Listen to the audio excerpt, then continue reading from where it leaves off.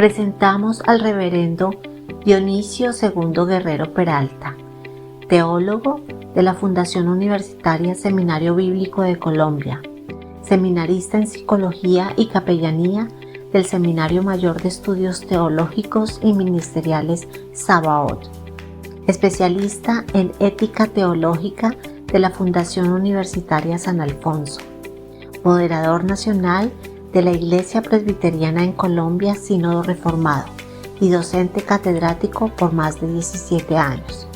En esta oportunidad tiene a su cargo el curso de Cristología de nuestra facultad. Bienvenidos. Gracias por estar aquí. Qué bueno que en este año 2026 podemos continuar con nuestro proceso formativo en este campo de la teología cristiana. Dios es bueno, que nos da la vida, la fuerza, permite también las fuentes de conocimiento y los medios para acercarnos y tener nuestros encuentros, aunque virtuales. A través de ellos podemos participar del proceso de crecimiento juntos. Como les he explicado a cada uno de ustedes, en particular individualmente, durante estas 2 semanas anteriores, con cada uno ha tenido un encuentro corto para socializar algunos componentes esenciales del sílabo. Trabajaremos con ustedes durante este semestre el curso de Cristología. Así que vamos a atender alrededor de unos 8 temas, unos 8 encuentros. Van a poder encontrar los detalles en el sílabo. Ya lo tengo casi terminado, me faltan todavía algunos detalles pequeños. Eso no lo he subido. Así que vamos a tener encuentros cada 15 días, como había mencionado. Y tenemos nuestra agenda abierta para hacer la retroalimentación. Solo 3 estudiantes, los 3 que están aquí en plataforma conmigo. Así que va a ser un caminar, yo aspiro que sea un caminar muy bonito, de intercambios, de un trabajo muy personalizado. Esto me permite también identificar en qué punto está cada uno y desde allí buscarlo. Desde allí buscar que puedan crecer. Ustedes han hecho unas lecturas previas para esta clase. Sin embargo, lo que he planeado es tejer esas lecturas en la medida en que vamos desarrollando nuestro trabajo para hoy. Voy a mostrarles un momentico el sílabo y lo que tenemos planeado para trabajar en esta noche. Eso es, espero que pueden verlo. Entonces, para hoy tenemos nosotros este desafío, este desafío que está subrayado aquí. Hablaremos, bueno, la fecha es esta, 18, pero las lecturas que tenemos corresponden a la fecha primera. Así que en cuanto a contenido, vamos a revisar el componente del Antiguo Testamento relacionado con las promesas davídicas y el pacto, y cómo se ve reflejado esto en 2 de Samuel 7, Salmo número 8, Salmo 110, Isaías 42 al 53 y Daniel 7. Y al final trabajaremos algunos componentes relacionados con las figuras mesiánicas. Y en este trajinar, en este caminar con estos textos bíblicos, entonces ustedes pueden ir tejiendo las lecturas previas que han hecho relacionadas con Cristología Fundamental, basados en José Sayés. Les ruego que por favor tengan en su mano una Biblia, va a ser importante eso. Les pido también que tengan libretas, algunos apuntes pueden ser interesantes para ustedes, no solamente para tener algunas notas para recordar, pero más para el aprendizaje. Por lo menos en mi caso, yo aprendo escuchando y haciendo. Yo voy escribiendo, colocando figuras, algunas señales, algunos colores, y eso me recuerda cosas. Y cuando miro allí, me refresca el aprendizaje. Así que vamos a estar enfocados hoy en estos textos bíblicos particularmente. Vamos a estar enfocados también en un recurso de dos libros apócrifos que hacen alguna referencia sobre el Mesías en ese tiempo intertestamentario, cómo se concebía el concepto de Mesías, hijo de hombre y también siervo sufriente. Al final de este curso, entonces, espero que ustedes hayan podido identificar diversas formas en que los autores del Antiguo Testamento interpretaron la figura del Mesías, que ese es el objetivo que buscamos exactamente para esta clase. Sí, profe, adelante, hermano.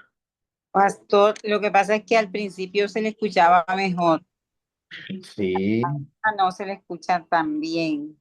ah, caramba. Hubiera alguna interrupción.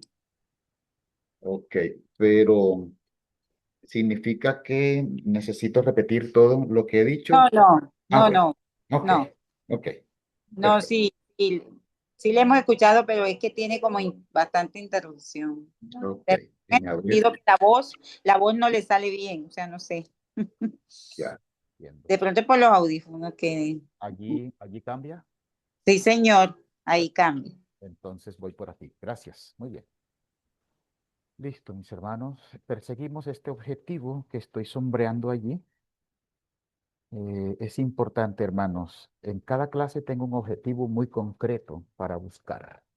Es importante que al final de la clase podamos hacer retroalimentación relacionada con el objetivo que buscamos.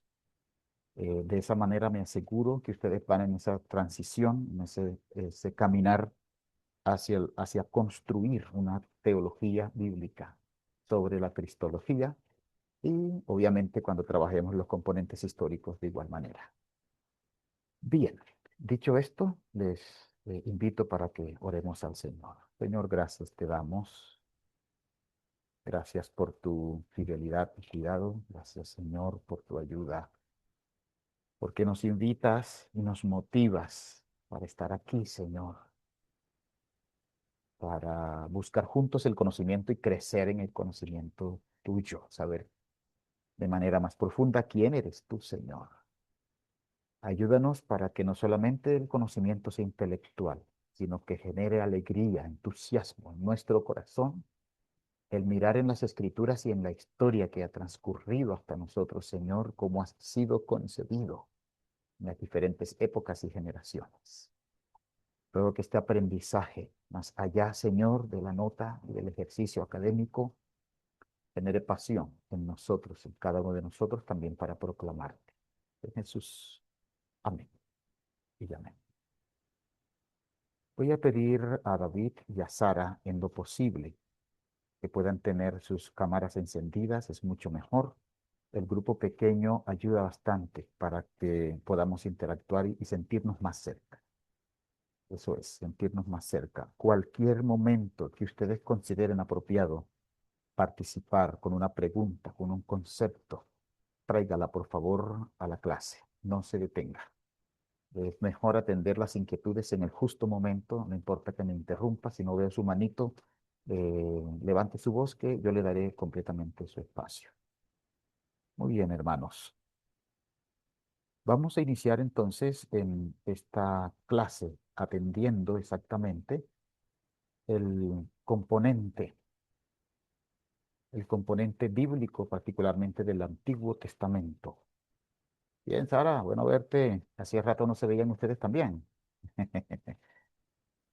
Bueno, volverse a encontrar en estos caminos, los caminos del conocimiento. Les pido que por favor tengan en sus Biblias abiertas el segundo libro de Samuel, capítulo 7. Segundo libro de Samuel, capítulo 7. Yo he hecho un esbozo general sobre cada uno de estos capítulos, pero es importante que ustedes vayan marcando en sus Biblias también este trabajo que voy presentándoles, de manera que facilite encontrar en sus Biblias todo este componente que les comparto. Muy bien. Segundo libro de Samuel en particular tiene que ver o trata con el, el reinado de David ya establecido como rey en su palacio, naturalmente, y en su mente, en sus cálculos, está planteándose la construcción de un templo para Dios. Saben ustedes que este proyecto del corazón de David, el Señor le prohíbe hacerlo. No vas a hacer tú este templo.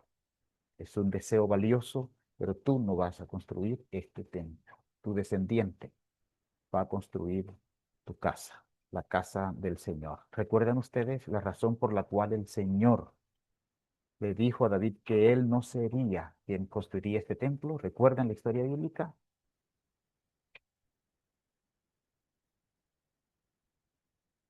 ¿Quién recuerda el dato del por qué el Señor no le dejó construir a David este templo?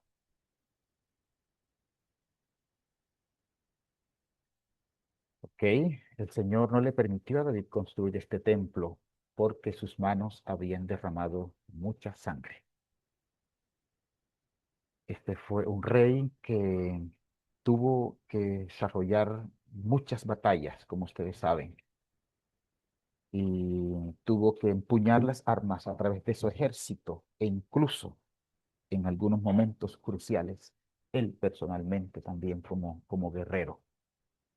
Así que por tener él esta condición de sus manos manchadas de sangre, y es curioso porque era un accionar en defensa de lo que Dios le había puesto a hacer.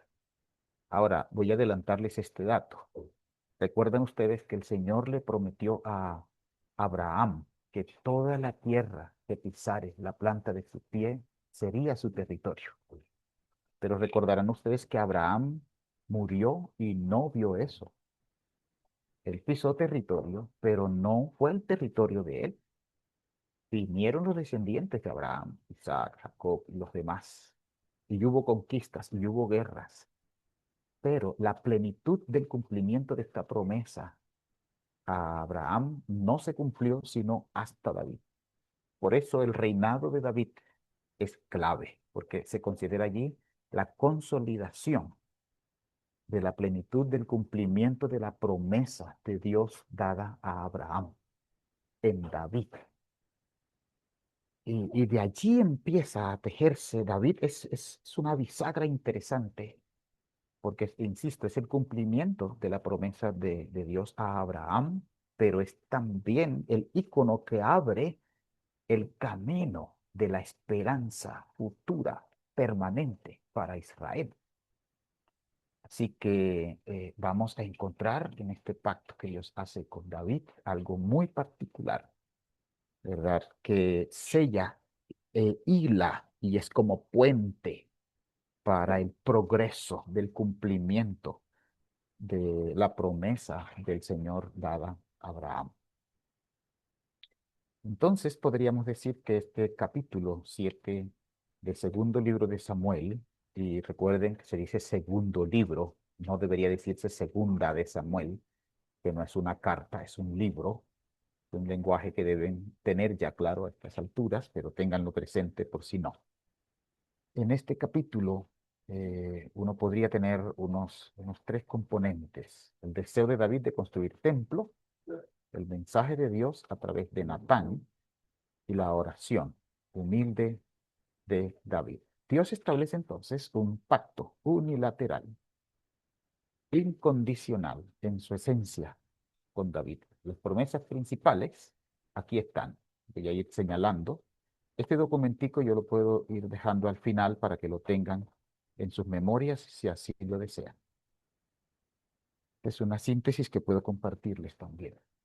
Las promesas principales, un gran nombre, el engrandecimiento del nombre de David, el Señor se lo promete. Y obviamente esto lo coloca en paralelo al padre de la fe, a las promesas hechas de Dios a Abraham.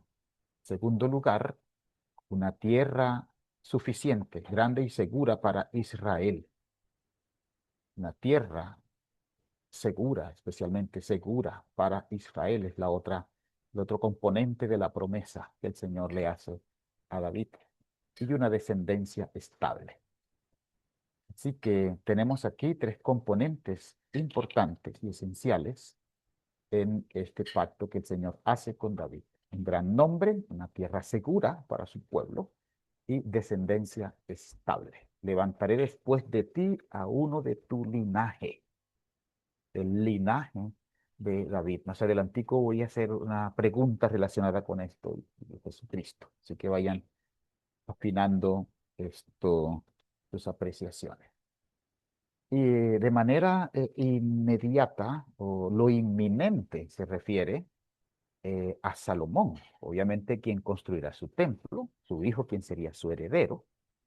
Ahora bien, es importante señalar que David fue un guerrero feroz para defender la promesa y el logro completo de la promesa que Dios dio a su pueblo, pero preparó el terreno para que Salomón, su hijo, pudiese tener un gobierno y un reinado en paz. ¿Recuerdan ustedes cuántos años gobernó Saúl sobre Israel? ¿Cuántos años gobernó David? ¿Y cuántos gobernó Salomón sobre Israel? ¿Recuerdan eso? Ok, tranquilos. 40 años cada uno. 40 años cada uno. Este número es importantísimo también, ¿verdad? Porque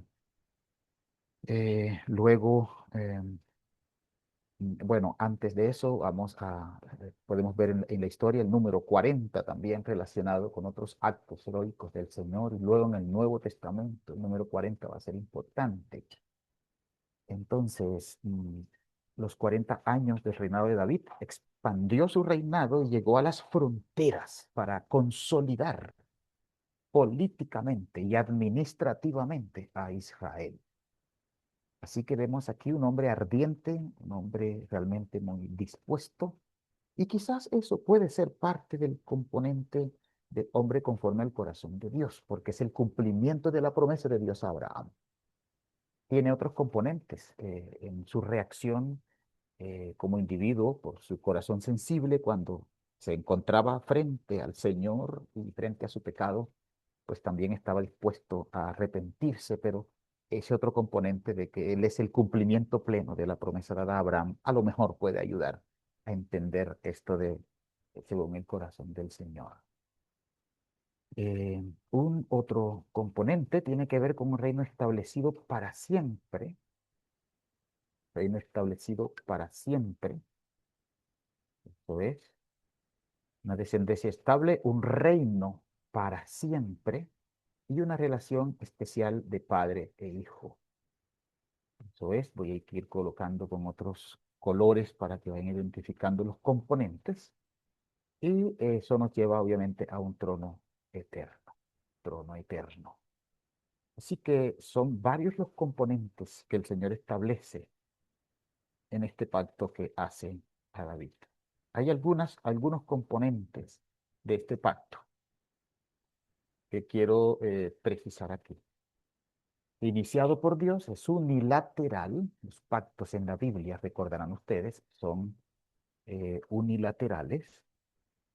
Y algo que aprendí en mis primeros pininos el estudio del Antiguo Testamento es que los pactos del Señor son siempre iniciados por Dios, son ejecutados por Dios, y aunque hay una parte que su pueblo debe cumplir, Dios termina cumpliendo incluso esa parte que el pueblo debe cumplir por cuanto no está a la altura de cumplir las condiciones del Señor en su pacto.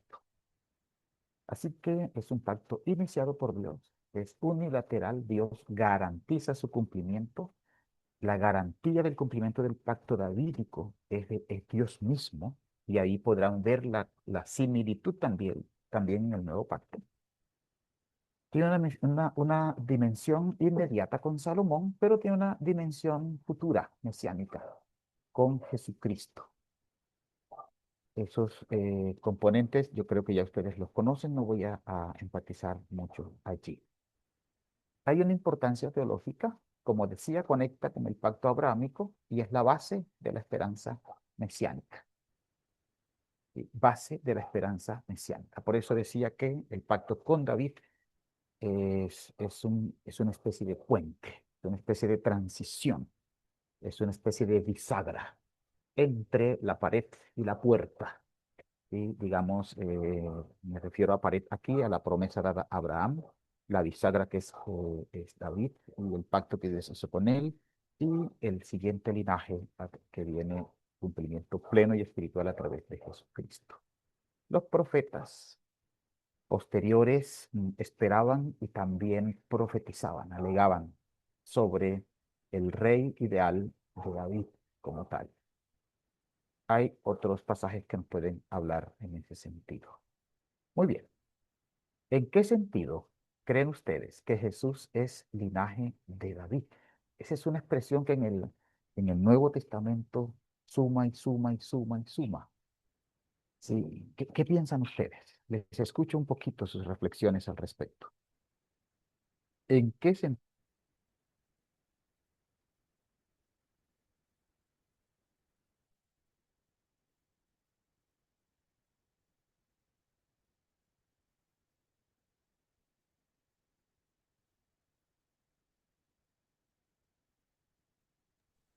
Profe, no se le escuchó lo último.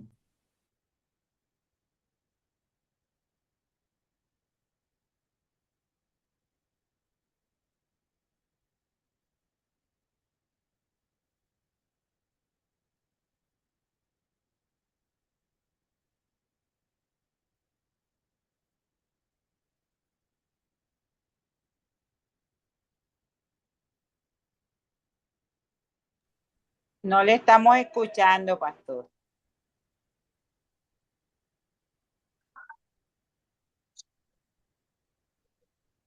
¿Allí? Sí, ya. ¿Allí me escuchan? Sí, sí, Bien. señor. Ok. En qué sentido Jesús es del linaje de David? Esa es la pregunta que está en la mesa.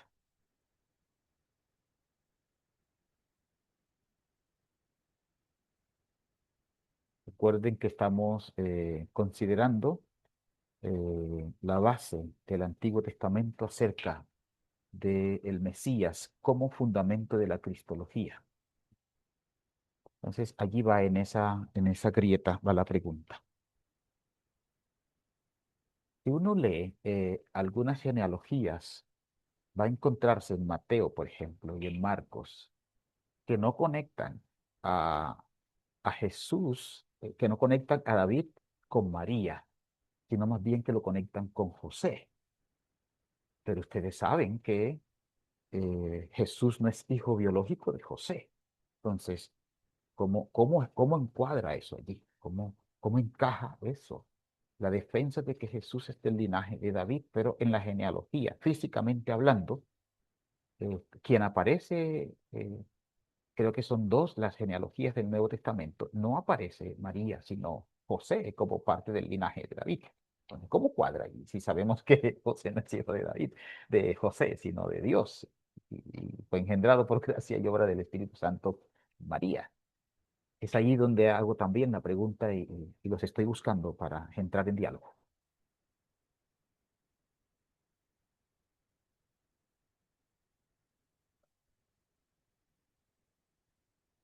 Bien, vamos a ir hilando entonces el pensamiento. No podría señalar varias cositas. Lo primero es que en la descendencia genealógica se vincula a Jesús como del linaje de David, lo que estoy diciendo.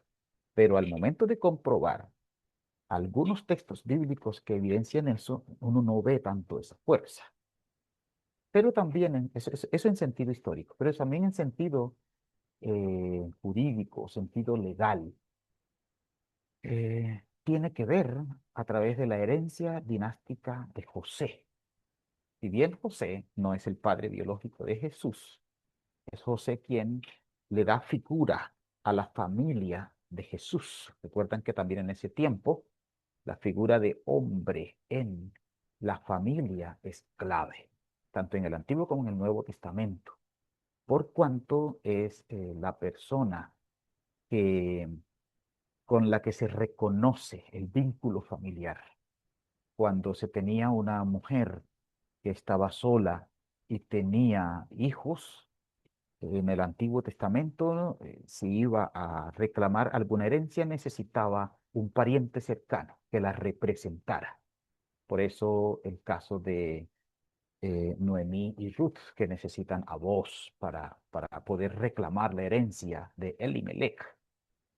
Entonces, eh, en sentido legal, Jesús, que es de la familia y es criado por José, en ese sentido se vincula del linaje por la línea de José.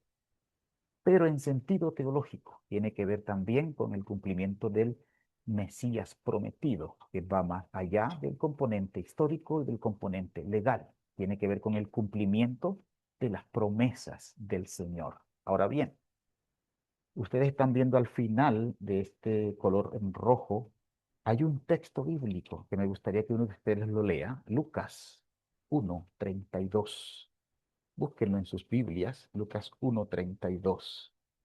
Ahí hay un texto con la que algunos escritores argumentan que María también venía de la línea o del linaje de David. Es un tema en discusión y uno no puede hacer teología de un solo texto bíblico, pero hay un indicio allí que fortalece este componente.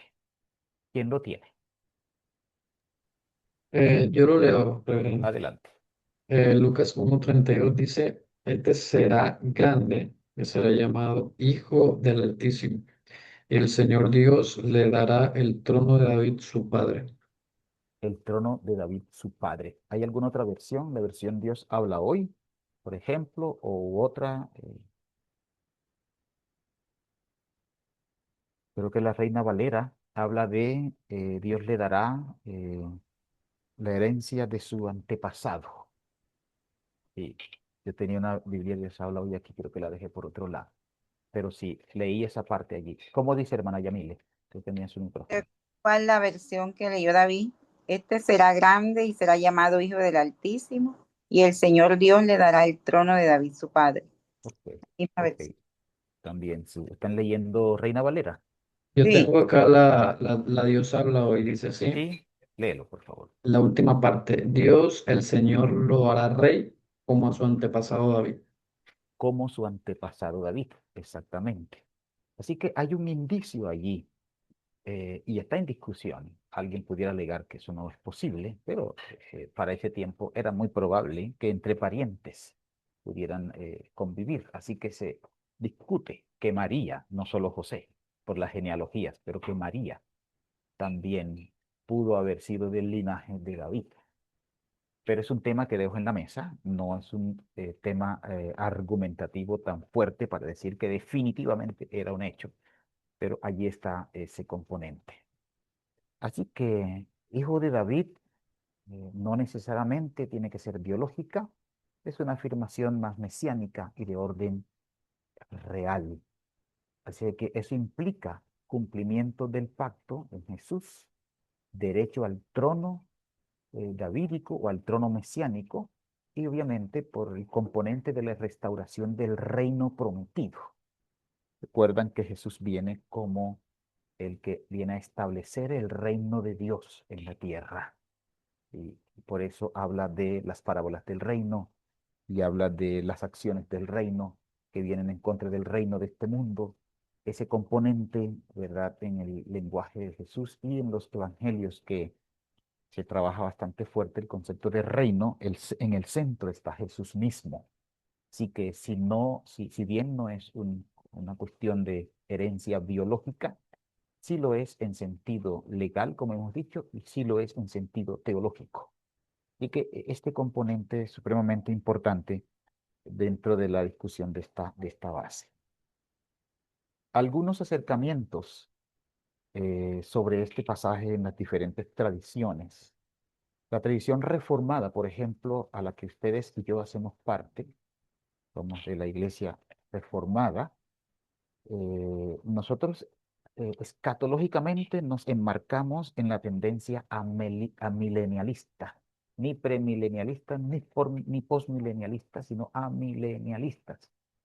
Eso significa que el concepto milenial es una cuestión figurada, no es exactamente real, literal, quiero decir. Y se presentan allí Agustín de Hipona y los reformadores, particularmente de la teología del pacto. Nosotros creemos que en Jesucristo se encuentra el cumplimiento definitivo del pacto hecho por el Señor. Si quizás han leído un poco de teología del pacto, van a encontrar algo por ese lado. El trono eterno no necesariamente no es un reino político literal y futuro en Jerusalén, sino es un reino espiritual presente en Cristo. Y que el reino se cumple en la iglesia del Señor, aunque sabemos que el reino de Dios va más allá de la iglesia del Señor. La iglesia es clave en la afirmación y el esparcimiento del reino de Dios en esta tierra. Dicho y conecto estos componentes porque la figura que está en el centro, ¿verdad?, del pacto de Dios con David y con su pueblo de David hacia acá, la figura central es Jesucristo. Si Jesucristo no está, entonces no hay quien facilite el cumplimiento del pacto. Es más, hablando del pacto, Jesús viene y muere por los pecadores. Quizás abordamos este concepto mucho más en el Nuevo Testamento cuando nos centremos allí en próximas clases. Jesús viene a cumplir la parte de nosotros. Es decir, en el pacto que Dios hizo con Israel, Israel no pudo cumplir. Y para el nuevo pacto, entonces Dios decide él mismo venir para cumplir la parte de nosotros los incumplidos. Así que Dios cumple su parte en el pacto y él mismo tiene que venir en Cristo a cumplir la parte de nosotros para poder completar el pacto. Y por eso Jesús sigue siendo clave, ¿verdad?, en la figura mesiánica desde la dinámica de David, de su reinado. Bueno, una clave cristológica aquí podríamos decir que Cristo ya reina desde su resurrección y ascensión. No necesitamos esperar que se dé en su segunda venida. Para nosotros, Jesús es rey. Por eso cantamos ese himno. Jesucristo es rey, Jesucristo es rey. Es un hecho. No es que va a ser rey, Él lo es. Y la promesa se cumple plenamente en el reino celestial. No será un cumplimiento físico. Israel y la iglesia forman un solo pueblo de Dios, una continuidad del pacto, no son dos pueblos opuestos, ¿verdad? Recuerden que en la teología de Pablo, él va a hablar de que la iglesia es el Israel del Señor. Hay una tradición dispensacionalista sobre este acercamiento. Ellos hablan de un pacto literal que todavía no se ha cumplido plenamente. Tienen otra percepción. Cristo es descendiente físico de David, reinará literalmente en Jerusalén. Entonces, quienes hablan escatológicamente de la segunda venida de Cristo en un reinado presencial de Jesús en Jerusalén, esa tendencia no es una tendencia reformada, es una tendencia dispensacionalista, aquí en la tradición dispensacionalista. Es decir, ¿qué es lo que quiero decir con esto? Que los conceptos mesiánicos en el Antiguo Testamento no están desligados de la realidad futura y del cumplimiento pleno de la promesa del Señor dada en Jesucristo. Se conecta desde A hasta la Z, desde el Antiguo Testamento hasta la segunda venida de Cristo. Eso es lo que quiero señalar, que no son, es un hilo conductor. Si se entiende bien la cristología desde el Antiguo Testamento expresado en la figura del Mesías, eso que entendemos por Mesías en el Antiguo Testamento va a influir, va a incidir en nuestra teología también en la segunda venida de Jesús. Para los dispensacionalistas se deben cumplir el milenio futuro, ¿verdad? Según Apocalipsis 20, ellos hablan de un tiempo literal, son literalistas. En ese sentido, un poco riesgoso esa tendencia. ¿Ok? Ellos hacen una distinción clara entre Israel y la iglesia, diferente a las percepciones que tenemos nosotros. Y una tercera tendencia, opinión, es la tradición católica. Ellos hablan de que Cristo es el cumplimiento pleno del pacto, algo un poco más cercano, ¿verdad?, a la teología reformada en este concepto de la cristología.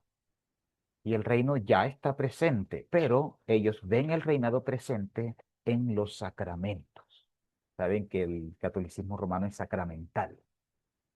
Y a través de los sacramentos, Cristo está presente. ¿Ven? Por eso ellos hablan del cuerpo de Cristo, que es literal, ahí presente, la consubstanciación. La transubstanciación es detrás de la sustancia. Está Cristo. Nosotros consideramos los sacramentos más como una expresión de fe y no como una cuestión física, real, concreta. Allí hay diferencias. ¿Ven? Y ellos hablan del cumplimiento espiritual y escatológico. Otra vez hay cierta cercanía en este tercer asunto. El catolicismo romano ve la iglesia en el reino como el germen, como la semilla, pero que Cristo culminará la consumación final, su reinado. ¿Sí? Es cercano ese pensamiento también al pensamiento reformado. Ok, y en la tradición ortodoxa, que es la cuarta y última tradición que he mirado en esta línea, todo esto en la dinámica de cómo perciben la cristología en el Antiguo Testamento o el mesianismo, ellos hacen un fuerte énfasis en el cumplimiento en Cristo Jesús del mismo pacto, efectivamente. El reino del Señor es principalmente escatológico y místico. ¿Sí? Los dispensacionalistas hablan de un cumplimiento físico, real, literal. La Iglesia Ortodoxa lo considera más místico.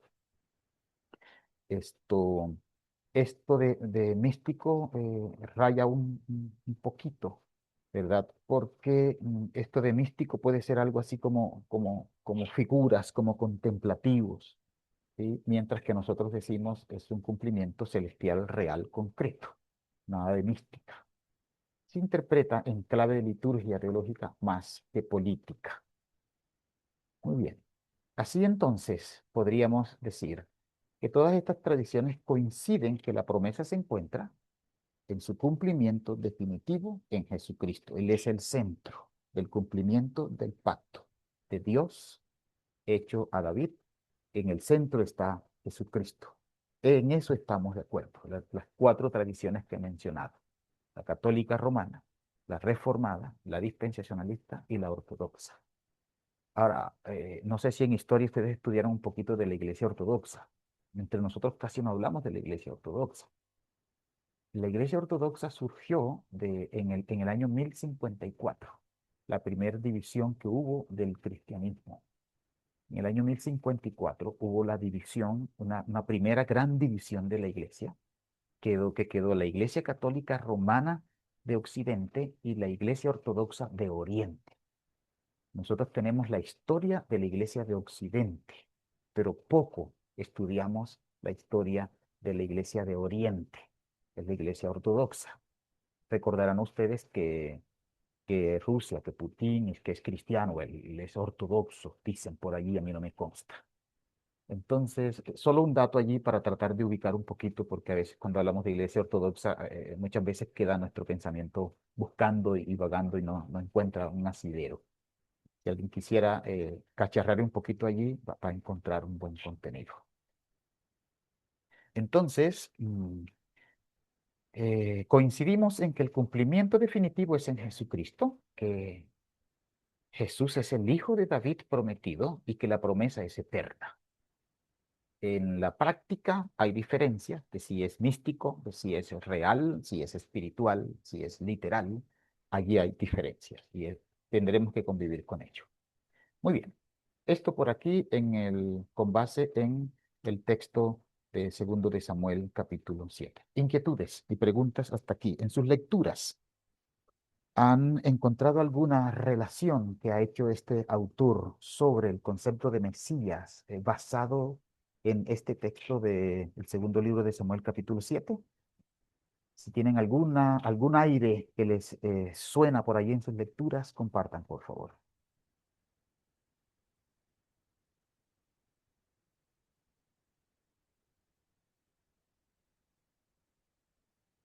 Muy bien, mientras ustedes precisan, yo voy avanzando y abordamos ahora el Salmo 2. Recuerden que estamos considerando textos del Antiguo Testamento que son claves, donde hablan de la promesa mesiánica, ¿sí? El pacto hecho con David particularmente, y desde allí empieza a entretejerse de manera más concreta y evidente la promesa del Mesías. En el Salmo número 2, por favor, en sus Biblias tengan sus Biblias abiertas en el Salmo número 2, pero se hayan leído en algún momento el Salmo 2. Salmo 2 habla del rey ungido y el reino de Yahvé, el reino de Dios. Se dice que el componente histórico del Salmo 2 es segundo de Samuel, capítulo 7. Es importante recordarles aquí que la gran mayoría de los salmos están escritos en forma poética, tienen un componente histórico que está ya sea en primero o segundo de Reyes, en primero o segundo de Samuel o en primero y segundo de Crónicas. Casi siempre va uno a encontrar un asidero histórico de los salmos, un asidero histórico en estos libros que les he mencionado. Bien, entonces podríamos leer el Salmo número 2 teniendo en mente el componente histórico de segundo de Samuel 7. Y se refleja en el Salmo 2 ese pensamiento real o de la realeza de Jerusalén, el rey davídico, como representante del gobierno de Dios. Hay una posible estructura de este pasaje. Lo primero tiene que ver en los primeros versículos, por ejemplo, ¿por qué se amotinan las gentes? Y estoy leyendo literal el Salmo 2. Y los pueblos piensan cosas vanas. Se levantarán los reyes de la tierra y los príncipes consultarán unidos contra Jehová y contra su ungido, diciendo, rompamos sus ligaduras y echemos de nosotros sus cuerdas. Entonces, ¿por qué se amotinan las gentes? Aquí gentes, hay un concepto hebreo que es gochim. Aquí está en hebreo y también está transliterado. Gochim, así se lee, y traduce pueblos o gentes o gentiles. Es una alusión no al pueblo judío, es una alusión a los gentiles, a los pueblos más allá del pueblo judío. Algo así como, ¿por qué se amotinan los gentiles? ¿Por qué las naciones se juntan y piensan cosas vanas? Su ungido se levantará y sabrán ustedes que Mesías, ¿sí? O Mesías, así como dice, se translitera allí, Mesías, que significa ungido, el concepto para ungido en el Antiguo Testamento es el equivalente a Cristo en el Nuevo Testamento, es decir, Mesías es hebreo, Cristo es griego, significa lo mismo. Sí, es bueno que usted lo precise, esos conceptos, que los tenga bien clariticos. Mesías y Cristo es lo mismo, solo que el Mesías está dado en hebreo y Cristo es un concepto griego. Sí, está en idioma griego, quiero decir, pero ambos significan ungido. Aquí el Mesías se refiere especialmente al rey davídico entronizado. Entonces, ¿por qué los poderes políticos se rebelan contra Dios, se rebelan contra su rey? Es decir, se rebelan contra David, para pensar en un componente inmediato de ese texto bíblico. ¿Por qué rechazan a Dios? Rechazar al rey es también rechazar a Dios. Y aquí hay una figura interesante, no porque David fuese un personaje perfecto, que no merecería cuestionamiento, pero es allí donde entra el aire profético, ¿sí? De que el que rechaza a su rey, a su ungido, rechaza a Dios también. Y es lo mismo que vemos en el Nuevo Testamento cuando Jesús habla de él. El que me ha visto a mí, ha visto al Padre, ¿verdad? El que viene a mí es porque el Padre le da para que venga a mí. Y el que viene a mí, yo no le echo fuera. Si me rechazan a mí, entonces rechazan a mi Padre. Es el mismo concepto que aparece en el Nuevo Testamento y está inmerso en el Salmo número 2. Hay un componente mesiánico en este salmo. Y bueno, la respuesta del Señor se deja ver en los siguientes versos, versículos 4 al 6. El que mora en los cielos se reirá. Y esa es una especie de antropomorfismo. Sí, es mostrando a Dios como en una forma humana. Es el concepto de antropomorfismo. Antropos, que es hombre, y morfos, que es forma. Dios toma forma de hombre que se ríe. Eso es lo que nosotros conocemos. Dios toma, el autor usa ese lenguaje muy del antropomorfismo para dar la trascendencia divina y la soberanía del Señor. Yo he puesto mi rey sobre Sión. Sabrán que Sión tiene un contenido teológico del centro del reinado divino. Eso es. Entonces, no es el rey quien se autoafirma, es Dios quien lo establece, es Dios quien lo afirma. Y luego en los versos 7 al 9 está lo que podríamos decir un decreto que viene del rey, un decreto real. Tú eres mi hijo, yo te he engendrado hoy, yo te he engendrado hoy.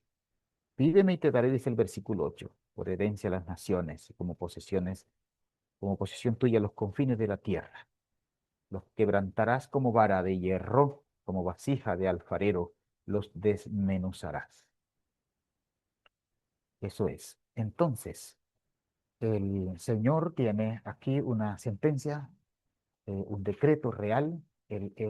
Tú eres, el rey es hijo, hijo en sentido funcional, porque es el que representa a Dios. Y aquí vamos ya entretejiendo el concepto de Mesías, pero también el concepto de hijo. Parte de la lectura que ustedes han tenido tiene que ver con esto, el concepto de hijo de Dios, de hijo de hombre. Cómo concibe este personaje, este escritor, esta figura. Ahorita les doy el espacio para que participen. Y no necesariamente implica un vínculo biológico, ¿verdad? Más bien tiene que ver con una figura de investidura real. Y, pretender que los salmos se cumplen de forma literal es un pecado en la interpretación.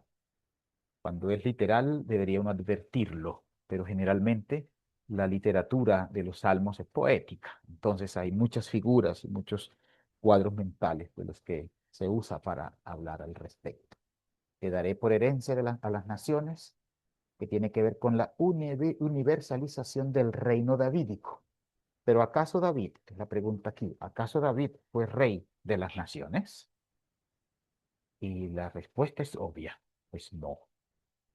Solamente rey de Israel y no fue más allá. Las otras naciones tenían sus propios reyes, los filisteos, los babilonios, etcétera, etcétera, los asirios. Entonces aquí está la figura de rey universal que está entretejida y por eso se dice que es un salmo mesiánico, ¿sí? Un salmo que apunta al Mesías, efectivamente. Él quebrantará con vara de hierro, tiene que ver con la imagen de autoridad irresistible. No tiene que ver con violencia, tiene que ver con capacidad y poder irresistible. Bueno, los presbiterianos luego vamos a hablar con Calvino de gracia irresistible. No sé si eso tiene alguna conexión, a lo mejor sí, ¿verdad? Pero tiene que ver exactamente con eso. Y va cerrando este capítulo en los últimos versos, 10 al 12, para hablar de la advertencia final, llamado a los reyes. Sirvan al Señor con temor, besen al Hijo. Y aquí besar implica sumisión, ¿sí? El salmo termina con una bienaventuranza para todos aquellos que confían en el Señor. Así que tenemos un segundo texto, ¿verdad? Que hace una alusión muy concreta a el Mesías en el Antiguo Testamento. Parte de la teología del Salmo 2, entonces, podríamos hablar de que el rey es una especie de representante de Dios, es una especie de mediador del gobierno divino. Y esa encarna la figura de Jesús, pero se inspira en el reinado de David. Sí, allí está la teología del Mesías presente. Es el representante de Dios y el que media entre el gobierno divino. Pablo luego va a decir que Jesucristo es el mediador entre Dios y los hombres. Jesucristo, hombre. ¿Ven? Entonces uno podría ir enlazando esos componentes allí. Así entonces, este salmo refleja en el segundo libro de Samuel, capítulo 7, un reino permanente y un reino de protección divina, un reinado no únicamente o no meramente nacional, pero apunta o señala, más bien dicho, al dominio, al dominio universal, al dominio internacional sobre las naciones. Ahí está entretejida esta idea de cómo Jesús gobernará en el mundo. Pues, insisto una vez más, David no fue rey sobre otras naciones excepto la nación israelita. Bien, así que el concepto de ungido, de Mesías y de rey ya empiezan a jugar ambas como una especie de figura escatológica. Y se habla aquí de escatológica porque apunta hacia el futuro. Y bueno, luego vamos a hablar un poquito del Nuevo Testamento. No voy a dedicarme en este componente. En su contexto original, podríamos decir que el Salmo 2 es un salmo de entronización. Se afirma la legitimidad divina del rey davídico, legitimidad divina, la inutilidad de la rebelión política contra Dios.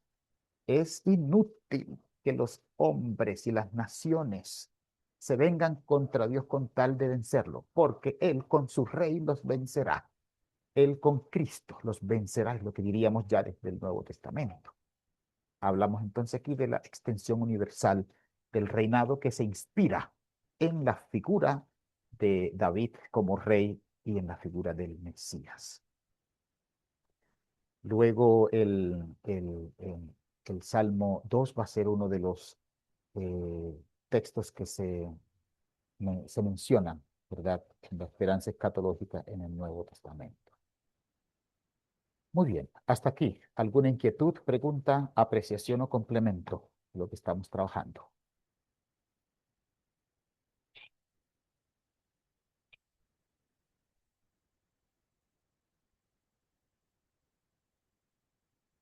Muy bien, hermanos. Avanzamos entonces. Luego yo les tengo preguntitas muy concretas para profundizar. Y nos ubicamos ahora en el Salmo 110.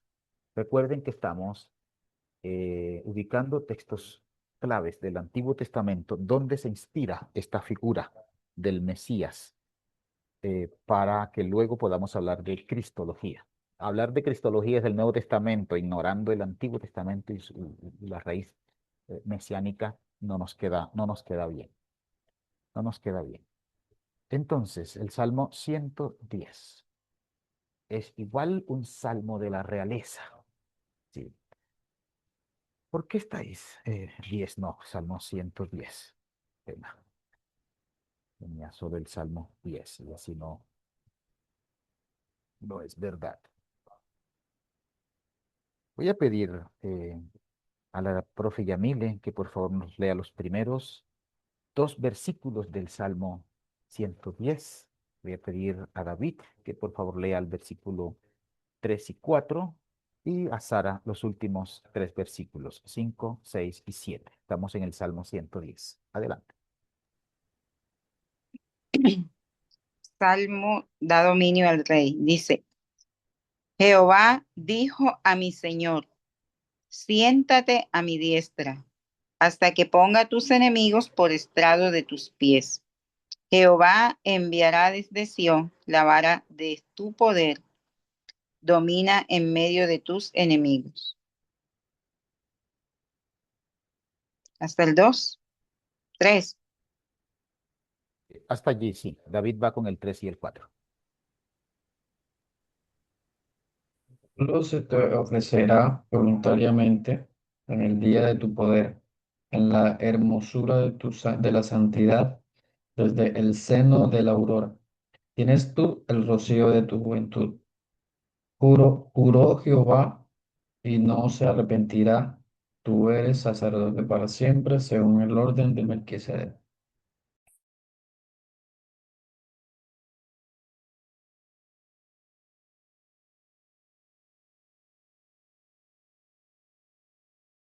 Te escuchamos, Sara. Los últimos versos.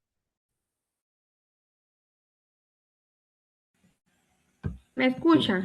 5, 6 y 7. Allí te escuchamos. Dale. El Señor está a tu diestra, quebrantará a los reyes en el día de su ira. Juzgará entre las naciones, las llenará de cadáveres, quebrantará las cabezas en muchas tierras. Del arroyo beberá en el camino, por lo cual levantará la cabeza.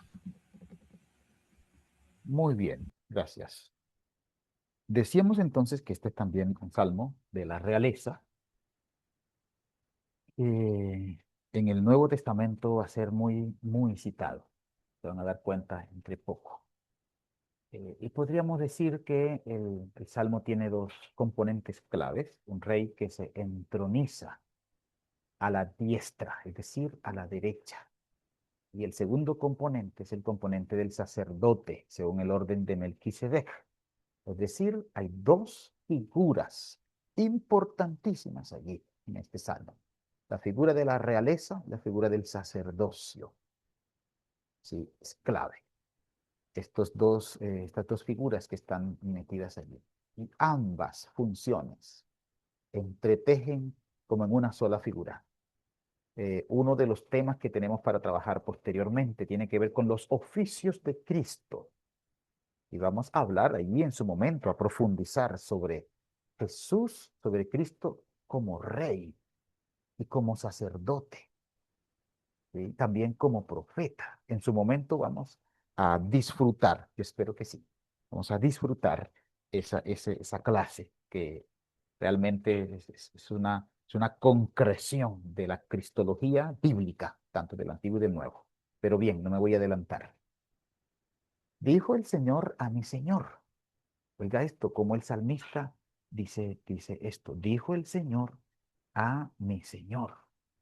Y en la tradición conservadora se nos dice que este es un salmo. Jehová dijo a mi Señor. David está aquí distinguiendo entre el nombre de Yahvé, que así lo llama, y el nombre de Adoni o Adonai. Sí, Jehová dijo a mi Señor. Si fuera David, si fuera en David el cumplimiento real de este salmo, uno tendría que preguntarse de qué manera David se sentó como Señor en el trono de Dios. Y bien uno podría decir esto de manera simbólica en el reinado de la nación israelita, ¿sí? Pero hasta allí llegaría. Pero eso de que ponga a sus enemigos en el estrado de sus pies, esto ya es una expresión bastante fuerte, porque Dios no solo tuvo enemigos en contra del pueblo de Israel, sigue teniendo enemigos, no solamente en figura humana, sino también en figura espiritual. ¿Sí? Hay huestes espirituales expresadas en el Antiguo y en el Nuevo Testamento, otros dioses, ¿verdad?, que vienen a ser enemigos del Señor. Bien, así que lo que quiero decir es que va mucho más allá de la figura misma de David. Está evocando a la figura mesiánica, ¿verdad? Llamado aquí mi Señor. David lo llama mi Señor. Siéntate a la derecha mía hasta que te ponga por autoridad suprema. Entonces, un rey davídico entronizado como representante de Dios. Alguien que participa plenamente en el gobierno divino, al que el Señor le garantiza su victoria. El que el Señor le garantiza su victoria. Dominará en medio de sus enemigos y tendrá a Sión, ¿verdad?, como centro. El otro componente tiene que ver, habla del pueblo voluntario y de la juventud vigorosa como una especie de renovación y poder, ¿verdad? En la que Cristo siempre ha vivido. Eso con relación al oráculo relacionado en la figura de rey. En la figura del sacerdote hay un personaje que aparece en este salmo. Y no lo olvide, por favor, porque Jesús, en el libro de Hebreos, recuerdan que está planteado también en el sílabo, vamos a acercarnos a la cristología de Hebreos, va a conectarse con el Salmo 110, porque en Hebreos Jesús está planteado como que es superior a los sacerdotes, pero que es según el orden del sacerdote Melquisedec. ¿En qué otra parte de la escritura ustedes han leído, han escuchado de Melquisedec? ¿Qué recuerdan, por favor? David se nos fue, ¿sería la señal o qué? ¿Qué recuerdan, hermanas, Yamile y Sara, de la figura de Melquisedec en el Antiguo Testamento? ¿Quién era ese personaje?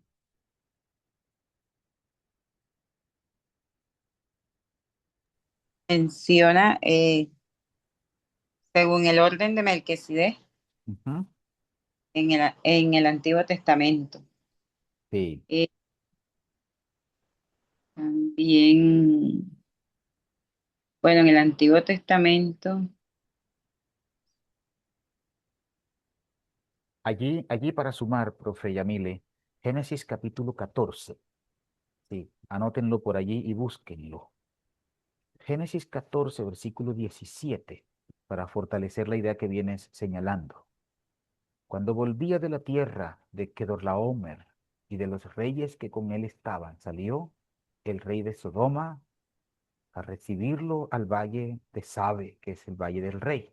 Entonces, Melquisedec, rey de Salem y sacerdote del Dios Altísimo, sacó pan y vino y le dijo, diciendo, bendito sea Abraham del Dios Altísimo, creador del cielo y de la tierra, y bendito sea el Dios Altísimo, que entregó tus enemigos en tu mano, y le dio a Abraham los diezmos de todo. Eso es. Y esa es la mención que escuchamos de Melquisedec. No oímos hablar de Melquisedec excepto en el Salmo 110 y luego en el libro de los Hebreos. Y no voy a profundizar allí porque vamos a saborear también esta clase. Pero lo que sí quiero decir, y este es un adelanto, sí, este es un adelanto. ¿Por qué, según el orden de Melquisedec, y esta es una inquietud que les voy a dejar allí, ¿por qué habla del orden de Melquisedec? Miren, hermanas, en Génesis todavía Dios no ha mandado a nadie para que establezcan sacerdotes. No hay una familia sacerdotal en Génesis, pero ya se habla de sacerdote. ¿Sí? Y este salmo nos está aludiendo a ese texto de Génesis. Pero luego en Hebreos va a hablar que Jesucristo es sacerdote según el orden de Melquisedec. ¿Ven? ujú, Entonces, la pregunta que voy a dejar, cacharréenla, búsquenla y en su momento espero que podamos enriquecerla. ¿Por qué? ¿Por qué según el orden de Melquisedec? ¿Quién es Melquisedec? ¿Y cómo se explica esto que Jesús es sacerdote según el orden de Melquisedec? ¿Por qué esa figura de Melquisedec viene a ser importante? ¿Y por qué no según el orden de los sacerdotes arónicos o de los descendientes de Aarón? ¿Ven? Notarán ustedes que el sacerdocio como entidad y como institución dentro de Israel viene antes de Aarón, antes de Moisés. Eso es clave. Bueno, esa inquietud la dejo allí y la abordaremos y la profundizaremos en su momento.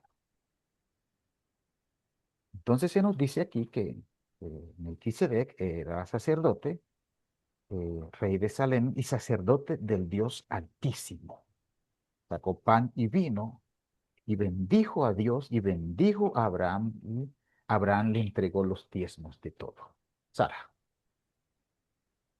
cuéntanos, Sara. Yo estuve leyendo un poco acerca de él y hay una cita en Hebreos 7:3, Ok. que bueno, ahora que usted dice que podamos investigar sobre esto, dice, sin padre, sin madre, sin genealogía, que ni tiene principio de días ni fin de vida, Mm, sino hecho semejante al Hijo de Dios y permanece sacerdote para siempre. mm. Exacto, exacto. Aquí hay gran parte de la respuesta a esta inquietud, Sara. Qué bien que se activó enseguida tu pensamiento y complementas también lo que la profe Yamile empezó a decir. Así que allá hay un gran componente con el que se está relacionando al Mesías, al rey prometido. Esto no es una alusión a David. David tiene padre. El padre de David es Isaí. David se conoce de su infancia y de su juventud y de su muerte. Entonces, no es una alusión a David, es una alusión al Mesías, al rey prometido, al sacerdote prometido, ¿verdad? Entonces, por eso estamos hablando de Mesías, desde la perspectiva de los salmos, reflejada en estos dos salmos. El Señor está a tu diestra, dice la última parte de este Salmo 110. No olvidemos que estamos en el Salmo 110. El Señor está a tu diestra, quebranta reyes, juzga naciones y levanta la cabeza. Este es una especie de lenguaje militar y un lenguaje escatológico, una especie de sacerdocio eterno y de juicio universal. Así que hay imágenes aquí que se entretejen con las cuales podemos decir fielmente que es una alusión a lo que Dios ha dicho sobre el Mesías. Un último asuntico y vamos a un descanso. La teología central entonces del Salmo 110 tiene que ver con una realeza alzada, ¿sí? Una verdadera realeza. El rey que participa en el gobierno divino de un sacerdocio eterno, no levítico, sacerdocio superior al levítico, sacerdocio permanente, y en donde las funciones de rey y sacerdote y juez están entretejidas. Noten esas tres figuras en el Salmo 110. Ustedes quisieran hablar, ¿verdad?, del Mesías prometido y del Cristo en el libro de los Salmos. Este Salmo es espectacular. Estas figuras de rey, de sacerdote y de juez, tranquila y plenamente, te pueden decir, está relacionada de manera profética con Cristo. Y bien, no podemos hablar de cristología en el Antiguo Testamento porque sería un anacronismo. ¿Sí? O sea, en el Antiguo Testamento no se habla de Cristo, se habla de Mesías. ¿Sí? Se puede hablar de cristologías en el Nuevo Testamento, porque allá es que se habla de Cristo. No podemos colocar un término posterior y hacerlo ver como si hubiera pasado en tiempo pasado. No está bien. Bien, entonces estas figuras de rey, sacerdote y juez están entretejidas y unidas aquí en esta realeza exaltada. Eso es. Vamos entonces a pensar en el libro de Isaías, especialmente los capítulos 42 al 53, que es el marco general de la profecía de Isaías sobre el Mesías. Podríamos hablar de un contexto más amplio, de los capítulos 40 al 55, que son capítulos que están dados en el contexto del exilio babilónico del siglo VI antes de Cristo. Allí el profeta anuncia al pueblo del Señor consolación, anuncia la soberanía de Dios sobre las naciones, y este es un dato importante porque recuerden que si el pueblo de Dios está sometido a esclavitud eh, y ha sido sitiado y ha sido llevado cautivo, hablar de la soberanía de Dios en ese contexto es un marco de esperanza muy grande. Y también habla en esos capítulos de la futura restauración de Israel. En esos capítulos, esos 15 capítulos, aparecen entonces la sección llamada los cánticos del siervo.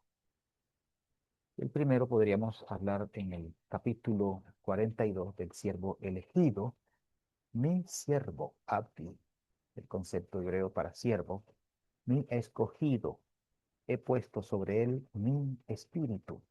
Y puede ser que haya un cumplimiento inminente para el pueblo de Israel, ¿verdad? Porque está esperando liberación pronta de la esclavitud.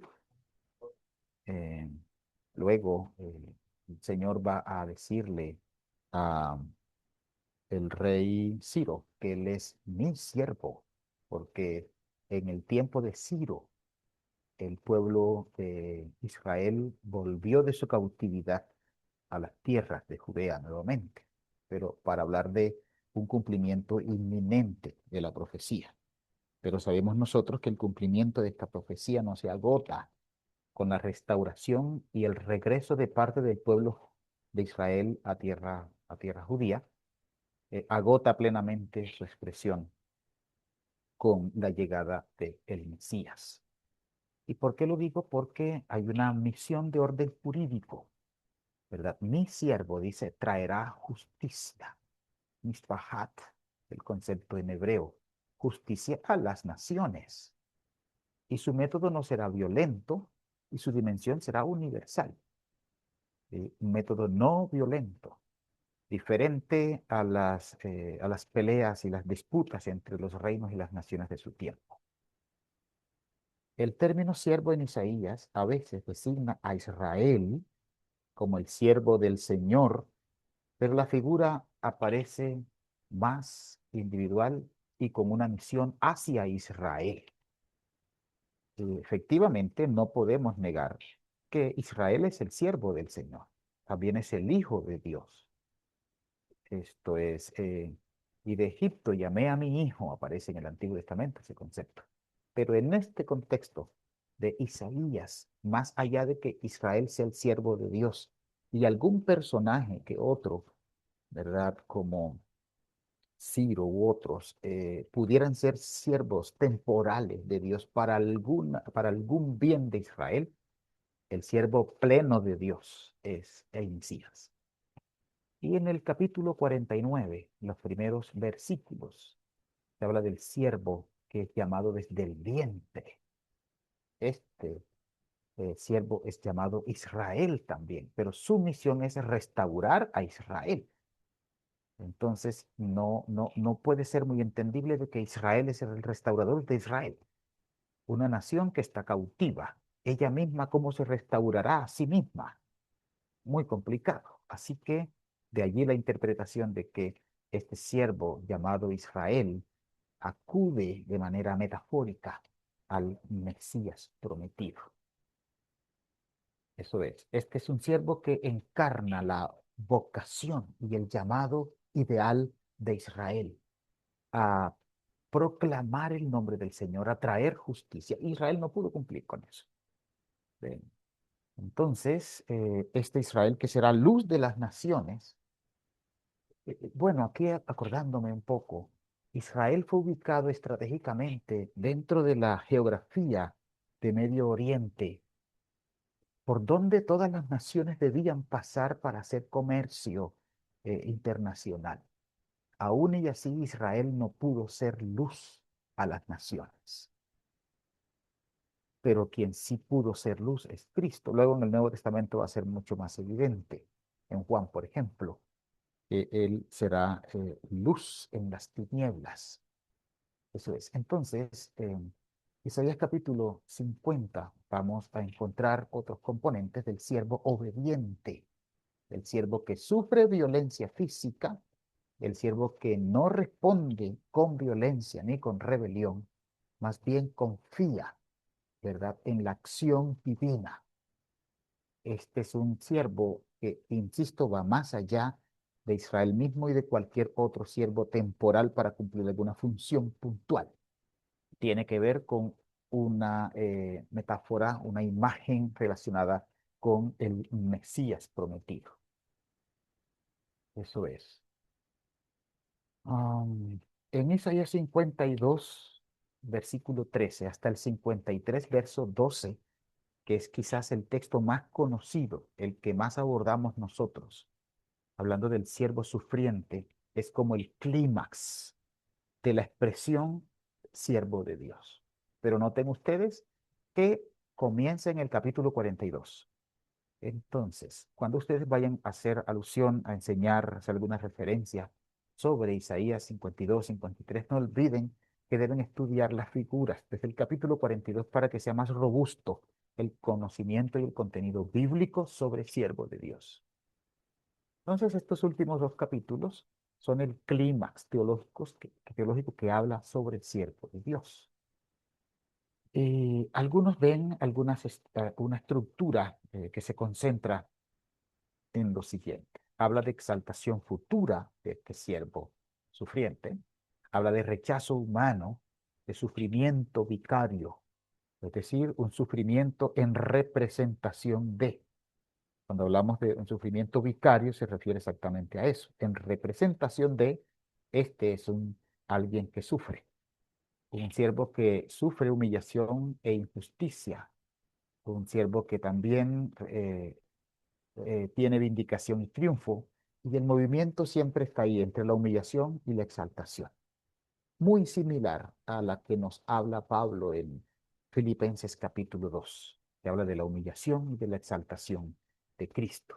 Entonces uno podría estudiar estos capítulos en paralelo con la carta de Filipenses 2 para tener un entendimiento más puntual desde la lectura del Nuevo Testamento. Entonces ahí están estos cánticos, capítulo 42, el siervo escogido, capítulo 49, el siervo que es llamado desde el vientre, el capítulo 50 de Isaías, el llamado obediente y perseguido, y el capítulo 52 y 53, que es el siervo sufriente y exaltado. Estas cuatro figuras de siervos deben ser siervos, insisto, por tercera vez, más allá de Israel y más allá de cualquier siervo que el Señor usara para ayudar en la restauración parcial de Israel. Es una evoca al siervo del Señor, al Mesías prometido. ¿Ok?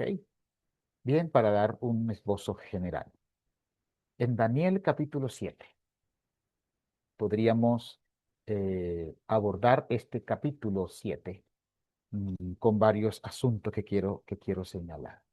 Lo primero tiene que ver con que el capítulo 7 de Daniel tiene su antecedente, naturalmente. Bueno, tiene su estructura, quiero decir. En los capítulos 1 al 6, Daniel está hablando en tercera persona, pero en los capítulos 7 al 12 va a hablar en primera persona. Y son unas especies de visiones apocalípticas. Encontré por allí que este es un texto que está escrito en arameo, pero por ahorita no nos interesa mucho ese componente. Lo que sí quiero precisar es que Daniel está catalogado como literatura apocalíptica. Y la literatura apocalíptica tiene varias figuras, varios componentes a tener en cuenta. El simbolismo es clave, no se puede tomar literal. Están las bestias, los tronos, el juicio celestial, el reino eterno, ¿verdad? Que son componentes esenciales en la literatura apocalíptica. Si uno recuerda Apocalipsis propiamente, va a tener estas mismas figuras, símbolos, bestias, tronos, juicio celestial, reino eterno. Es muy común en la literatura apocalíptica encontrar estas figuras. Y la propia estructura de Daniel 7, lo primero que menciona son 4 bestias, los primeros 8 versículos. Los siguientes 4 versículos, del 9 al 12, habla del anciano de días y del juicio que se ejerce. Del 13 y 14 va a hablar de la aparición del Hijo del Hombre. Y en los versículos 15 al 28 de la interpretación angélica. En todo esto aparece una representación de las bestias, ¿verdad? Que están representadas en la interpretación histórica de Daniel capítulo 7, están representadas por reinos humanos. Estas bestias no son animales físicamente hablando, ustedes lo sabrán, ¿verdad? Este es un estudio que he hecho ya hace varios años, hice este estudio de Daniel 7 y Daniel 9 también. Y podemos decir que históricamente, en la interpretación histórica de ese pasaje, estas bestias están representadas por Babilonia, por los medos persas, por Grecia, y hay un cuarto reino posterior, a mi juicio es Roma. Entonces, estas cuatro bestias de las que se habla en Daniel están representadas en estos dominios terrenales de estos reinos humanos, dentro de las cuales estuvo inmerso el pueblo de Israel. ¿Ven? El pueblo de Israel. Entonces, al leer Daniel 7, tengan en cuenta estas figuras. Hay imperios allí que son deshumanizados, poderes atroces. El anciano de días con vestiduras blancas contra el trono de fuego, el juicio celestial, representa la soberanía eterna del Señor y por encima de los poderes y de los imperios. Esto es, el Hijo del Hombre que viene del cielo como un hijo de hombre. Esto es clave. Así puede entenderse. Ustedes han tenido lecturas que hablan sobre esto. Allí sí quisiera escucharlas más adelantico. Estas referencias a bestias son imperios brutales, pero la referencia al Hijo del Hombre es una referencia a figura humana. Sabrán ustedes que Jesús vino en carne. Nuevamente, de manera eh, progresiva, se va mostrando y se va acercando un poco más a la figura de la cristología que tenemos en el Nuevo Testamento. Pero, insisto una vez más, está inspirada en las figuras mesiánicas, ¿verdad?, del Antiguo Testamento. Muy bien, todas las naciones sirven a este anciano de días que reina eternamente en gloria y dominio. Y el Hijo del Hombre que también simboliza al pueblo fiel, el Israel presente, el Israel o los santos de Dios de ese mismo tiempo. Entonces hay una dimensión mesiánica allí. Eh, También de eso habla la literatura del judaísmo del Segundo Templo. Hablar de la literatura del judaísmo del Segundo Templo tiene que ver con la literatura que se dio en el tiempo intertestamentario. Pero antes de ir allá, quisiera escucharles lo que pudieron leer de la lectura de, eh, sobre la cristología fundamental. Por favor, retroalimenten un poco las figuras de hijo de hombre, de hijo de Dios, de Mesías que encontraron en estas lecturas. Adelante.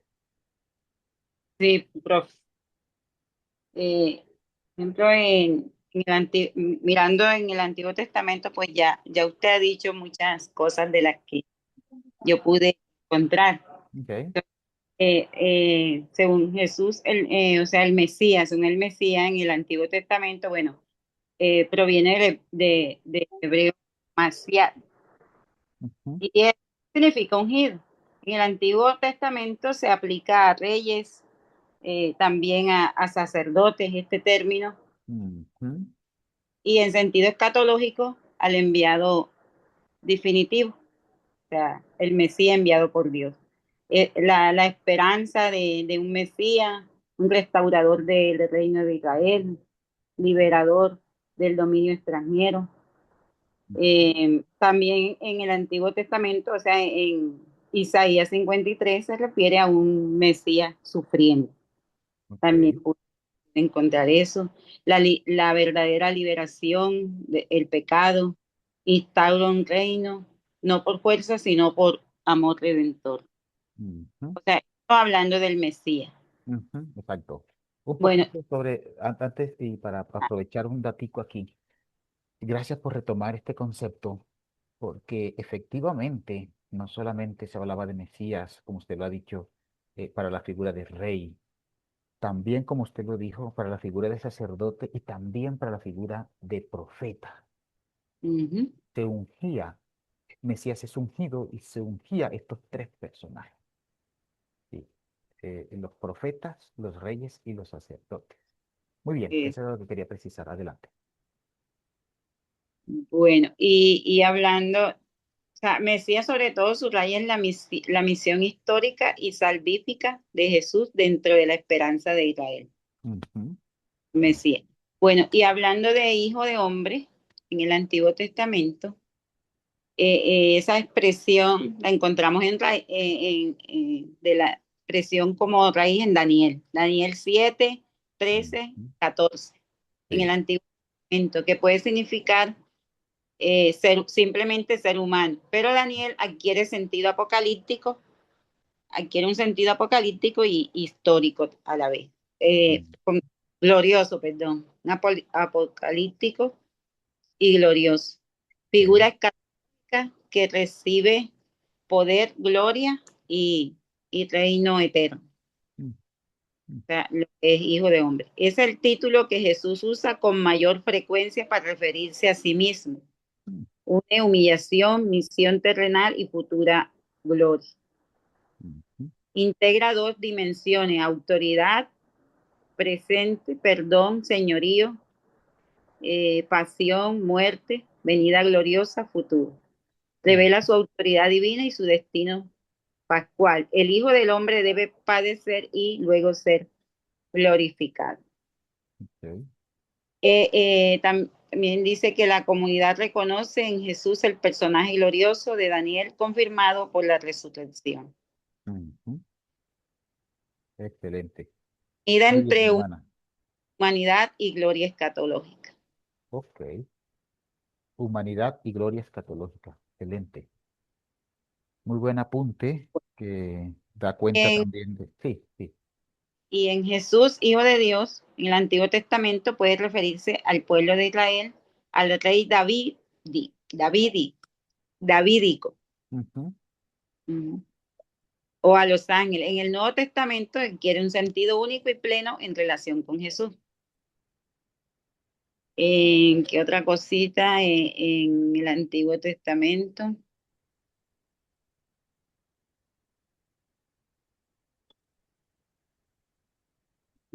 Casi, porque es que hijo de Dios, o sea, más que todo en el Nuevo Testamento, o sea, habla más de hijo de Dios. Casi, o sea, en el Antiguo Testamento casi no encontramos Ujú. Ujú. esa expresión, porque ya eso revela una relación única y filial con el Padre, el término hijo de Dios. Jesús no es hijo en sentido metafórico, sino en sentido propio y Mm. eterno. Ujú. Ujú. Lo que es más, cuando se está hablando del Hijo de Dios, es en relación con el Padre, o sea, el enviado por el Padre para la salvación. Ok, ok. O sea, Excelente. es Hijo de Dios, afirmación central de la fe cristiana, base para el desarrollo posterior de la doctrina trinitaria y la afirmación de la divinidad de Cristo. Ujú. Ujú. Muy Eso bien, mi pu- hermana.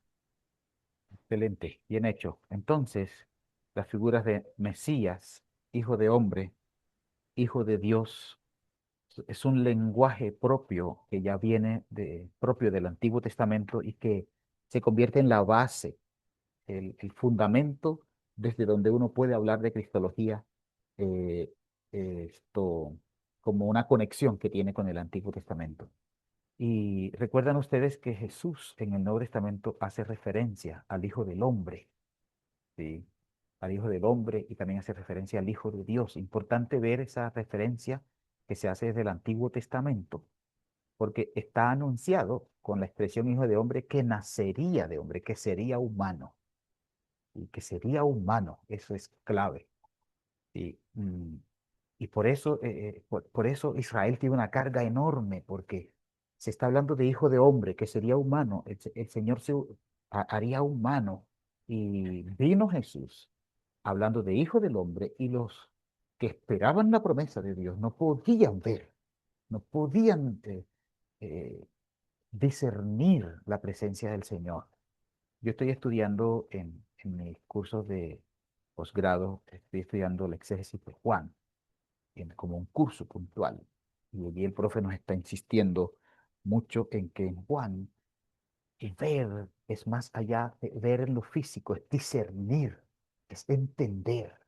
es estar conscientes, estar convencidos de, pero ese ver es algo que Dios tiene que trabajar para que el ser humano vea, para que pueda comprender, para que pueda discernir. Entonces, ahí hay un contenido bastante importante. Pero la expresión también de que fue hecho carne. ¿A quién tentó Satán, hermanos, hermanas?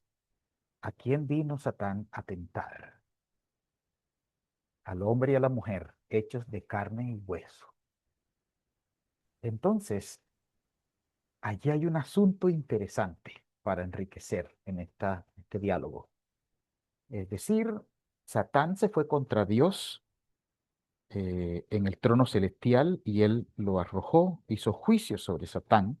Entonces él se vino contra lo más preciado y lo último de la creación, es el ser humano. Dios sopló aliento de vida y fue el hombre un ser viviente, un humano viviente.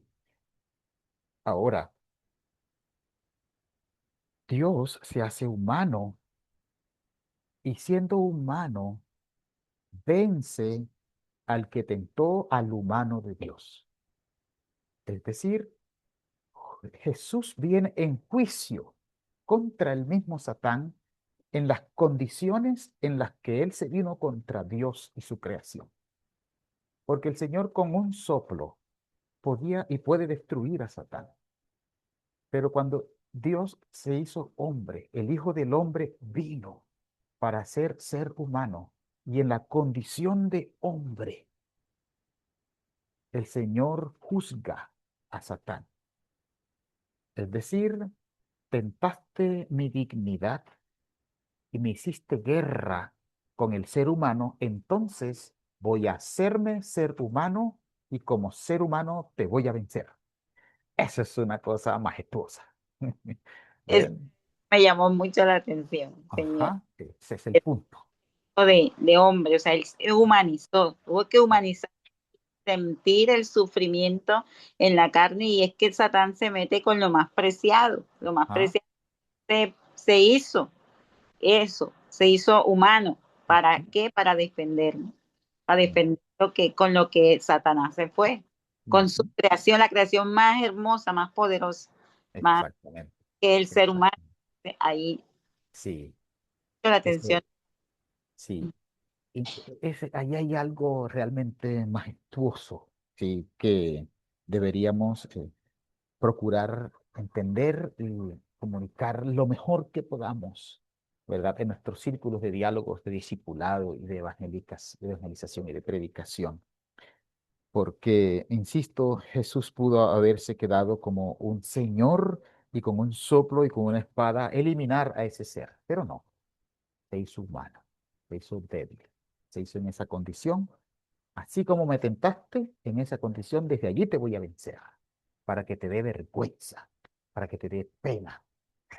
Es una humillación para Satán el hecho de que Jesús haya venido en carne y lo haya vencido en carne. Por eso defendemos el hecho de que Cristo haya venido en carne.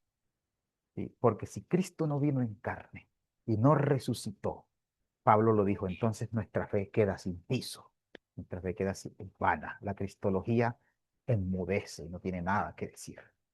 Eso es, ahí hay una cosa majestuosa. Bien, Sara, cuando quisieras decir algo, adelante, no te detengas. Gracias, hermana Yamile, por tu apreciación.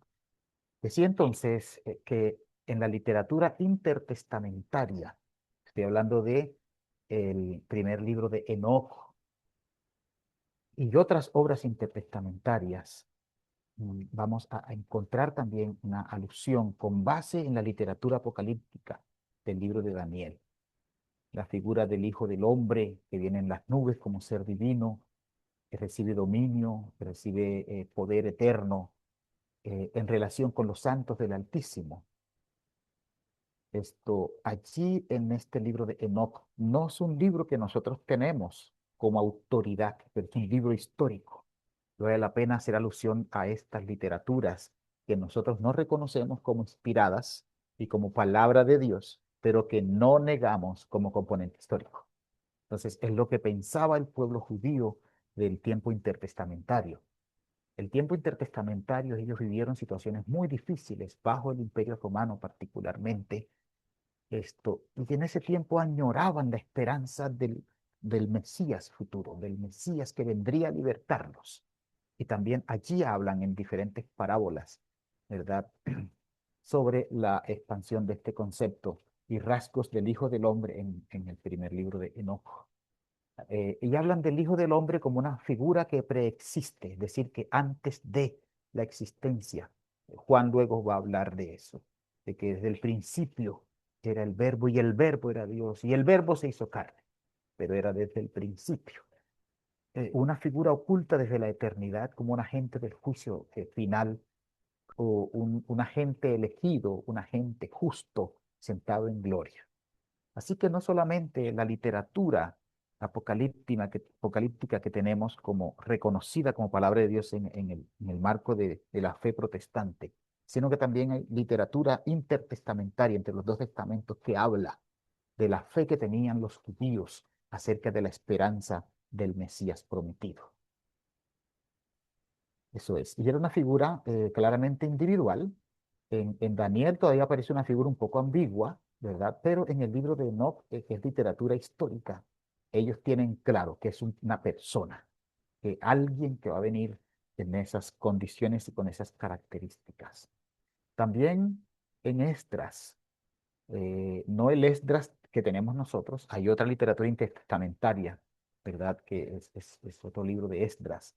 Habla de un hombre que surge del mar y vuela con las nubes, que destruye a las naciones con su palabra, que es interpretado como el Mesías. Es otra literatura intertestamentaria que evoca, ¿verdad? Y tiene estas mismas convicciones. Estaban en Daniel, estaban en Isaías, las conservan estos escritores del tiempo intertestamentario, los 400 años de silencio, ¿verdad? Hubo pueblo de Israel, no nación de Israel, pero pueblo de Israel, los judíos que estaban en la diáspora, que regresaron, que estaban bajo el dominio romano. Ellos añoraban y tenían las mismas convicciones y añoraban la venida de un ser, de un Mesías. Entonces, interesante eso. En la literatura de los escritos o los manuscritos del Mar Muerto, hay también alusión a hijo de hombre allí en algunos rollos de estos, con unas perspectivas escatológicas. Hablan del Mesías sacerdotal, del Mesías davídico y de la figura celestial. En el documento 11Q hablan del Melquisedec. Interesante eso porque la literatura reciente y esta literatura del Mar Muerto, por ejemplo, fueron descubrimientos que hicieron el siglo pasado. Sí, así que con esto lo que les quiero decir es que no solamente Daniel, Isaías y el libro de los Salmos están evocando la figura del Mesías en el Antiguo Testamento. Lo que quiero señalar aquí es que los judíos del periodo antes de que Cristo viniera, en el primer siglo, los que estaban allí en siglo tercero, siglo II, sí, específicamente antes de Cristo, tenían esa misma convicción, conservaban estas convicciones. Yo creo que esto fortalece nuestro conocimiento y nuestro argumento al respecto de la cristología, cómo se conservó ese concepto del Mesías en estas comunidades judías antes de Cristo. Bien, entonces en Daniel 7 la figura es simbólica, representativa con rasgos celestiales. En Enoch, por ejemplo, la figura es individual, preexistente y es un juez cósmico. Y en Esdras es un Mesías escatológico y vencedor. Así que creo que está bastante claro este componente. Por último, unos minuticos que les voy a robar aquí, a hablar un poco sobre ejes tipológicos mesiánicos. Y con esto voy finalizando. Con esto voy finalizando. Es clave hablar de la tipología mesiánica desde la perspectiva, o en la figura de Adán, más bien dicho, en la figura de Adán. Adán, que es cabeza representativa de la humanidad, que es portador de imagen divina, fallido en obediencia. Esto es clave, visto desde la perspectiva de Adán. Vamos a encontrar nosotros que el apóstol Pablo en Romanos especialmente va a hablar que Jesús es el segundo Adán. Entonces, podemos decir que Jesús en la literatura cristiana se puede ver como el nuevo Adán. Entonces, Pablo dice que si en Adán todos fuimos pecadores, todos fuimos condenados, en Cristo todos seremos vivificados y justificados. Así que hay una tipología en el Antiguo Testamento, es muy clara en el Nuevo Testamento también para Jesús, relacionada con la figura de Adán. Él es el nuevo Adán, cabeza restauradora y vencedor del pecado, ¿verdad? Entonces, eso es clave allí. La segunda tipología que podemos encontrar y que es clara, que es indiscutible, tiene que ver con Moisés. En el Éxodo, Moisés es el libertador del pueblo, es el mediador del pacto y es el dador de la ley. Pero el nuevo Mesías es el nuevo mediador en el nuevo Éxodo y la nueva alianza. Allí se cita Deuteronomio capítulo 18, versículo 15, que anuncia a un profeta como Moisés. Tipifica literalmente a Jesús.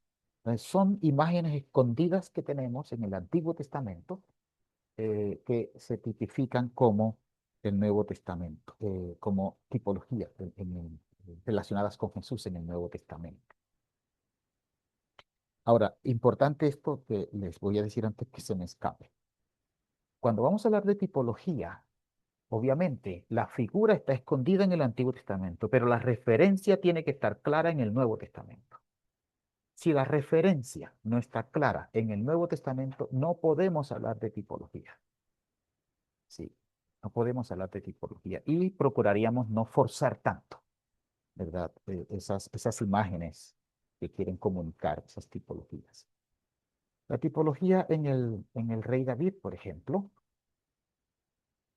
vamos a encontrar, como lo vimos en el segundo libro de Samuel, la promesa del trono eterno y la relación filial con Dios. Ese es el modelo del rey ideal. Lo vimos en el Salmo 2, en el Salmo 110, el Salmo 72 no lo trabajamos. La tipología es la del rey ungido, el pastor del pueblo y el hijo adoptivo de Dios, el siervo sufriente según Isaías, capítulo 42 al 53, representante del pueblo, sufriente, inocente, portador del pecado y vindicado por Dios. Entonces, estas tipologías están evidentemente claras. El Hijo del Hombre en Daniel, la figura humana celestial, como lo vimos recientemente, que recibe dominio eterno y es asociado con el juicio y reino universal. La dimensión escatológica que trasciende y va más allá de lo que se comunica en el momento. La figura del sacerdote real, Melquisedec, como lo vimos en Génesis 14, rey de Salem, sacerdote de Dios, es claro en el Salmo 110 también este personaje, y como nos decía también Sara, recuerdo bien esto de lo que nos habla también el libro de la carta a los Hebreos. ¿Ok? El Cordero Pascual es otra figura tipológica para relacionar a Jesús. La sangre que libra del juicio, la liberación mediante el sacrificio. Recuerdan que en Hebreos tiene una cristología potente. En Hebreos, Jesús no solamente es sacerdote, él también es ofrenda. Es interesante, interesante. También es ofrenda. Eso es. Se encuentra en la figura de Jonás, una tipología relacionada con Jesús, de la que él habla también en el Nuevo Testamento, 3 días en el vientre del pez y la salida hacia una misión universal, relacionada con la muerte, restauración de Jesús o resurrección de Jesús y la misión a las naciones. Bien, lo demás yo creo que ya lo hemos hablado de alguna manera. En conclusión, el Antiguo Testamento nos presenta varias imágenes, no es una sola imagen del Mesías. Es un mosaico progresivo relacionado con el Mesías. Así que vemos al Mesías intronizado, representado en el rey de Israel, en los profetas de Israel, en el sacerdocio antes del sacerdocio levítico. Es un Mesías entretejido en la figura de siervo y en la figura de hijo de hombre. Es importante que tengan esta riqueza en sus corazones y en sus pensamientos, ¿verdad? Cuando hacemos relación al Mesías. Es más allá de una figura, ¿verdad? Relacionada con un personaje en particular. Como dice esta expresión, es un mosaico progresivo, ¿verdad? Estas figuras no son contradictorias, son complementarias. Una figura complementa a la otra y hace que se enriquezca mucho más el concepto, nuestra apreciación del Mesías, ¿verdad? Que va más allá. La tipología muestra la coherencia histórica y teológica dentro del desarrollo bíblico. Así entonces, hermanas, hemos visto en esta noche un componente relacionado con la visión del Antiguo Testamento en el enfoque del Mesías. Esta es la base para la cristología. Luis, no nos va a regalar ese documento. Sí, claro que sí. O lo va a subir a la. Esto puede hacer ambas cosas. Puedo subirlo yo y puedo entregárselos en su WhatsApp. Voy a enviárselos a su WhatsApp, pero lo voy a subir al. A mejor es WhatsApp. Sí, sí. O más. Pero también lo voy a subir al módulo. Sí. Ajá, sí, pero no los puedes regalar de WhatsApp también. Sí, claro que sí. Seguida cierre aquí y se los envío personalmente. Muy bien, mis hermanas. Vamos a ir cerrando para la próxima semana. Aquí, aquí. La próxima semana vamos a tener, próxima semana no, en 15 días.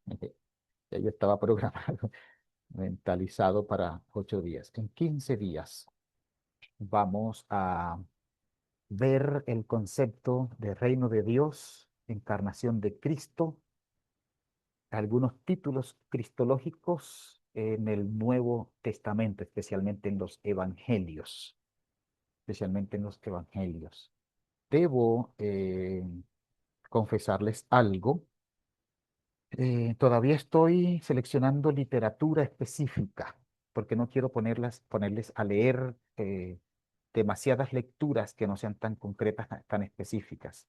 Les digo eso también para decirles que hoy no tengo lista la lectura que tendría en 15 días, pero hoy es miércoles, tengo esta semana máximo hasta el sábado y les envío y yo espero tener ya este sábado en Moodle todo montadito. Pero les envío la siguiente lectura igual a su WhatsApp y les explico dónde conseguir.